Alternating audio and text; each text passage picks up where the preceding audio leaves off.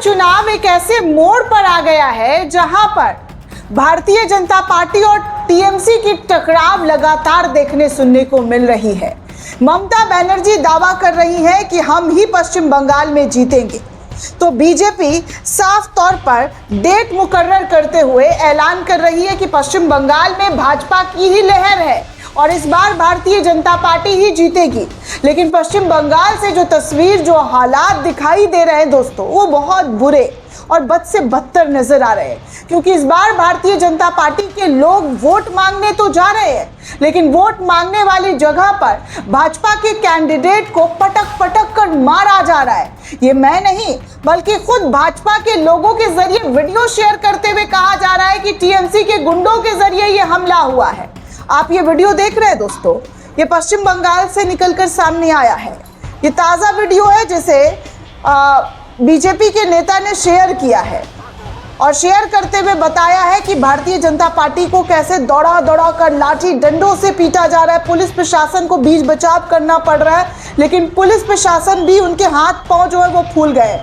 जंगलों में धकेल दिया गया है। जिन रास्तों पर चल रहे हैं, जहां पर लोगों के घर वर है, वहां पर घुस घुस कर उनको मारा जा रहा है। ऐसा धक्का दिया गया कि भाजपा के नेता जो है यहां से दौड़ते दौड़ते भागते भागते हुए नजर आ रहे हैं। ये वीडियो आपके सामने है दोस्तों। गले में पट्टा, माला, मारपीट, एकदम दनादन, घूसा मुक्का सब कुछ बचता हुआ नजर आ रहा है।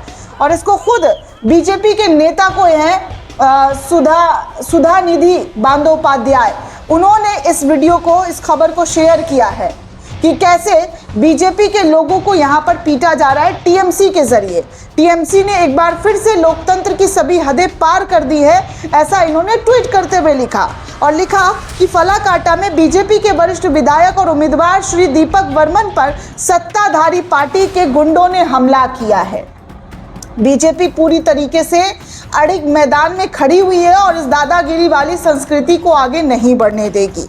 बंगाल में जमीनी हालात पर नियंत्रण सुनिश्चित करने में पूरी तरीके से बंगाल सरकार विफल है।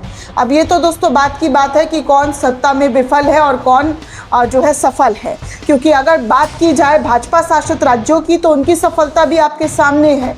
पश्चिम बंगाल की तो आप बात छोड़ दीजिए, जिस सत्ता पे पिछले 9 सालों से बैठे हुए हैं उत्तर प्रदेश के अंदर योगी बाबा, बीजेपी की डबल इंजन की सरकार, उस सत्ता में तो आप कुछ सही कर नहीं पा रहे हैं। आए दिन फसाद, गुंडागर्दी की तस्वीरें और अपराधियों के अपराध का जो खुले में तांडव हो रहा है वो किसी से छुपा नहीं है दोस्तों।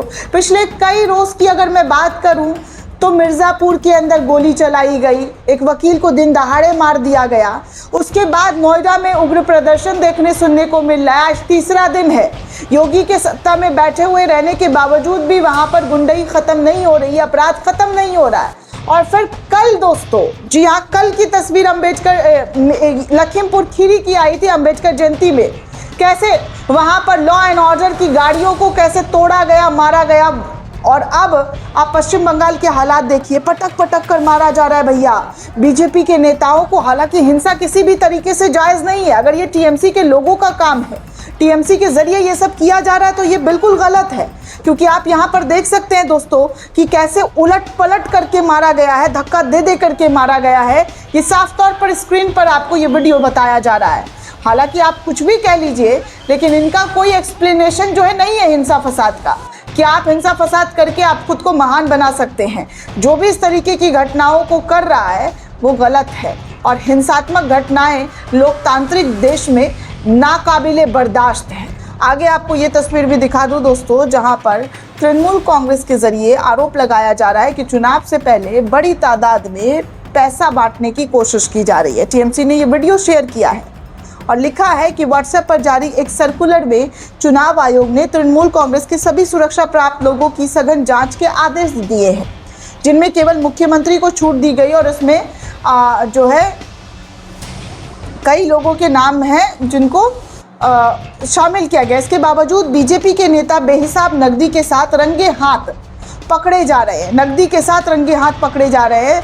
तो आयोग जो है इस अपराध पर चुप्पी साधे हुआ है।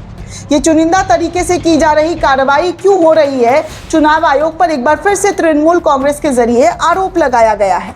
बीजेपी के नेता और उनके सुरक्षा प्राप्त लोगों पर वैसे ही सघन जांच क्यों नहीं की जा रही है जैसे टीएमसी के लोगों पर जांच किया जा रहा है? नरेंद्र मोदी, अमित शाह, बीजेपी के मुख्यमंत्रियों और मंत्रियों के काफिले को रोककर उनकी तलाशी क्यों नहीं ली जा रही है?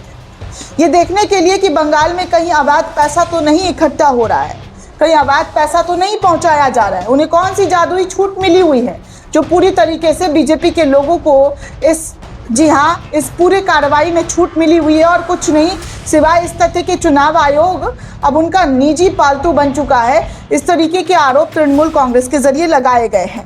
आप देखिए दोस्तों कि क्या और किस तरीके का वीडियो जो है बंगाल में तृणमूल कांग्रेस ने शेयर किया और बताया कि बीजेपी के जो लीडर्स हैं वो रंगे हाथ, जी हाँ, रंगे हाथ कैश के साथ पकड़े गए हैं। तस्वीरें आपके सामने है दोस्तों, कितना बड़ा पैसा जो है यहाँ पर दिखाई दिया जा रहा है। और वहीं दोस्तों अब पश्चिम बंगाल में जो है, जो अब तक कभी देखने सुनने को हिंदू मुसलमान वाला एंगल नहीं मिला था, वो बीजेपी के नेता शुभेंदु अधिकारी के जरिए कर दिया गया है। एक और वीडियो तृणमूल कांग्रेस ने शेयर किया और बताया कि एक खुली धमकी में शुभेंदु अधिकारी ने जो है कई राज्यों में काम करने वाले, जो बीजेपी शासित राज्यों में काम करने वाले बंगाल के प्रवासी मजदूरों को चेतावनी देते हुए नजर आ रहे हैं कि अगर वो उनकी बात नहीं मानेंगे तो चुनाव के बाद उनके नतीजे जो है उन तमाम प्रवासी बंगाल के जो मजदूर हैं उनको भुगतना पड़ेगा। ऐसी ऐसी धमकियां दी जा रही है दोस्तों। उसने ये कहने पर कि कोई जो है कि अगर तुमने हमें वोट नहीं दिया तो हम तुम्हें वहां से बाहर कर देंगे जहां पर बीजेपी का शासन है। बीजेपी शासित राज्यों में हजारों बंगाली प्रवासी मजदूरों का शिकार किया जा रहा है, उन्हें हिरासत में लिया जा रहा है, उन्हें सताया जा रहा है, उन पर जुल्म ढाए जा रहे हैं, उन्हें देश निकालने की बात कही जा रही है, यहाँ तक कि उनकी लिंचिंग की भी बात की जा रही है। अब ये शुभेंदु अधिकारी को लेकर तृणमूल कांग्रेस कह रही है कि ये पागल आदमी उसी डर को अब रैली और सभाओं में भी बढ़ाते हुए नजर आ रहे हैं, और उनसे कहा जा रहा है कि उनकी रोजी रोटी, सुरक्षा और जो है इज्जत बीजेपी के प्रति राजनीतिक में वोट डालकर ही मिलेगी। अगर आप बीजेपी को सपोर्ट करते हैं, समर्थन करते हैं, तभी उनकी सुरक्षा जो है निर्भर की जाएगी। अब आप खुद सोचिए दोस्तों कि क्या और किस तरीके की धमकी जो है भाजपा के लोगों के जरिए किया जा रहा है, और इनमें शुभेंदु अधिकारी का नाम सबसे पहले शामिल बताया जा रहा है, जो कि पहले कभी टीएमसी में यही शुभेंदु अधिकारी रहते थे, लेकिन जब से बीजेपी में शामिल हुए हैं और बड़ा नेता बनने की होड़ में यहाँ पर किस तरीके से बीजेपी के लोग बीजेपी को वोट डालने के लिए प्रवासियों को धमकाया जलाया जा रहा है। अब आगे दोस्तों आपको कुछ और तस्वीर उत्तर प्रदेश की दिखा दूँ। ये तस्वीर भी आपको देखनी बेहद ज़रूरी है। कुछ तस्वीर देखिए कि उत्तर प्रदेश में जो मजदूर अपने हक के खून पसीने के पैसे की जो मांग कर रहे हैं, जो सैलरी बढ़ाने की बात कर रहे हैं, उसको लेकर कई अखबारों ने क्या छापा है आपको पता है? उनकी आवाज़ बुलंद करने की बजाय अखबार जो है दैनिक जागरण जैसे अखबार लिखता है कि उद्योगी गिरफ्तार, थमने के लिए बाहरी तत्वों ने बिगाड़ा माहौल, 400 लोग गिरफ्तार। मतलब आप सोचिए दोस्तों कि ये लोग जो कह रहे हैं, माइक पर आकर, कैमरे पर आकर कह रहे हैं कि हमारा 10,000 7,000 का सैलरी है, 4-5 हज़ार का हमारा किराया है और हम रह नहीं पा रहे हैं, हमारी सैलरी बढ़ाई जाए। तो अब माहौल बिगाड़ने के लिए बाहरी तत्वों का काम किया जा रहा है। मतलब बड़ी बड़ी कंपनियां गरीबों के हित की जो धज्जियां उड़ा रही है उन पर खबर छापनी चाहिए थी, तो यहाँ पर मजदूरों पर खबर छप रही है, मजदूरों को गलत बताया जा रहा है। आगे देखिए, एक जगह और लिखा हुआ एक अखबार ने कि पेट्रोल बम मिर्च पाउडर से रची गई दहशत फैलाने की साजिश। नवभारत टाइम्स लिखता है कि न्यूनतम परिश्रमिक बढ़ा पर श्रमिक अभी भी अड़ा। इस तरीके की बातें जो है इन अखबारों के जरिए छापा जा रहा है। इसी खबर को शेयर करते हुए नेहा सिंह राठौड़ ने लिखा कि शोषण के खिलाफ प्रदर्शन कर रहे 400 मजदूरों को गिरफ्तार कर लिया गया, लेकिन मजदूरों का शोषण करने वाले कितने उद्योगपति गिरफ्तार हुए हैं? मजदूरों का गुस्सा दिख रहा है, लेकिन उनका शोषण और तकनीकी नहीं दिख रहा है। मजदूर ट्रेनों में हजारों किलोमीटर लटक कर कमाने खाने आए हैं, दंगा करने नहीं। अखबारों की औकात नहीं है कि उद्योगपतियों के खिलाफ एक भी लाइन लिखा जाए। विदेशी साजिश तक ढूंढ ली, लेकिन देशी कंपनियों के हाथों होने वाले शोषण इन अखबारों को, इन मीडिया हाउसेस को दिखाई नहीं दिया जा रहा है। मजदूरों से निवेदन है कि ठंडा दिमाग रखें, ऐसे लोगों की भड़कावे में बहकावे में ना आए जो आपका असली शोषण करते हुए नजर आ रहे हैं। सोचिए दोस्तों, ये हाल है हमारे देश का कि गरीब मजदूरों पर उंगलियां उठाई जाएगी सबसे आसान तरीके से, लेकिन उनके हक के लिए आवाज़ कोई नहीं उठाएगा। लेकिन हम हैं, लगातार उन तमाम लोगों की आवाज़ उठाते रहेंगे और उठाएंगे जो इस वक्त शोषित हो रहे हैं, शोषण हो रहे हैं। क्यों सरकार को नज़र नहीं आ रहा है? बड़े बड़े नेताओं के, मंत्रियों की तो सैलरी आप देख लीजिए कि कितनी है।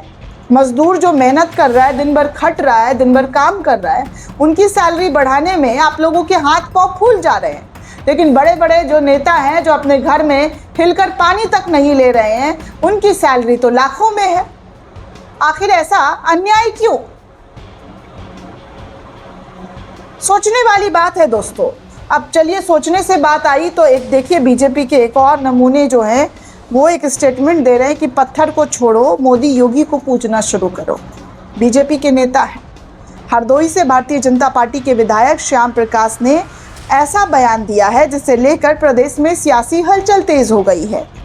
गोमपाऊ सीट से बीजेपी के विधायक ने जनता को संबोधित करते हुए कहा कि पत्थरों को पूजना छोड़िए और आज के असली भगवान जो हैं वो योगी और मोदी हैं, उनका पूजन शुरू कर दीजिए, क्योंकि वही हमें सब कुछ दे सकते हैं। धन्य हो महाराज, आप जैसे लोग इस देश का ही कल्याण कर सकते हैं। एक तो पहले ही 12 सालों में कल्याण हो चुका है, लेकिन आप लोगों के बयान ने इस देश को जिस तरीके से गर्त में डाल रहा है, गर्त में पीछे ढकेल रहा है, ये साफ तौर पर नजर आ रहा है। इंसानों को भगवान की उपलब्धि दी जा रही है दोस्तों, इससे बुरा और क्या हो सकता है। मोदी योगी का पूजा कीजिए, मोदी योगी सब देंगे, भगवान बना लीजिए, यही कह रहे हैं ये दोस्तों। ये पूरी रिपोर्ट आपको कैसी लगी हमें कमेंट करके ज़रूर बताइएगा। साथ ही साथ चैनल को ज़्यादा से ज़्यादा लाइक, शेयर और सब्सक्राइब करना बिल्कुल भी ना भूलें। शुक्रिया दोस्तों।